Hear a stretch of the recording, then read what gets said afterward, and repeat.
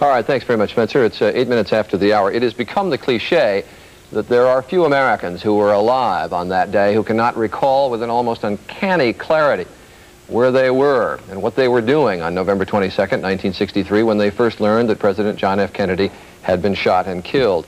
As near as our research department can find out, it was Harry Reasoner of CBS who first said that. But I think the extraordinary thing is that people can remember not only where they were when they heard, but for all 72 hours, because the nation was sort of drawn together in sadness, and everybody went to the television. Yeah, I'm sure everyone today will stop and remember that moment. I know I was in a biology class. I was at school, and they came and made the announcement. And when you're a child, it's almost a disbelief. You don't have a sense of mortality yet to immediately grasp the impact on the nation. Then you go home and you hear your parents asking all these questions, and you realize that it's very important as to what direction will our nation take. Where were you? In college, and I remember sitting for all that time watching television and thinking at the time, I want to go into that business. When you can be part of something like that and be the conduit through Betrayal. Two lovers brilliantly schemed. 12 minutes after, it was a moment when all of us who were alive to witness it, young and old, rich and poor, were united by a sense of profound disbelief, an unreality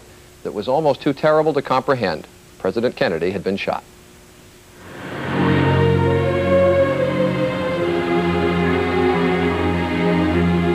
I always thought the type of a nut that would try to kill President Kennedy would do it in the Catholic Church.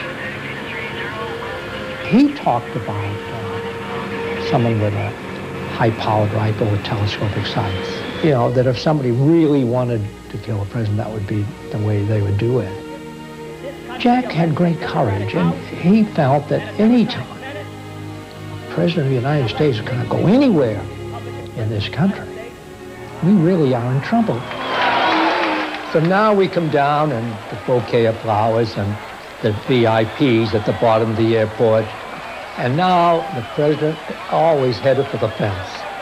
These are the real voters that came out to see him that do not have tickets or anything. And he went over shaking hands. The gunmetal gray limousine, blue and gray, pulling away now from the fenced area. We had been opposed. Those of us in the state had been opposed to a motorcade through Dallas.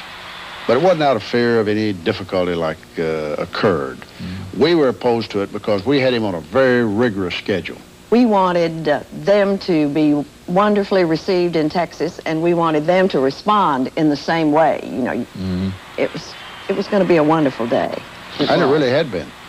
Yeah, it was. The crowds were huge. They were warm. They were enthusiastic in their accolades, and the further we went, the greater the density of the crowds, and the more enthusiastic the crowds were. I had been so excited the way it was all turning out, and it was such a marvelous cavalcade that I turned to the president and said, "You can't say Dallas doesn't love you, Mr. President."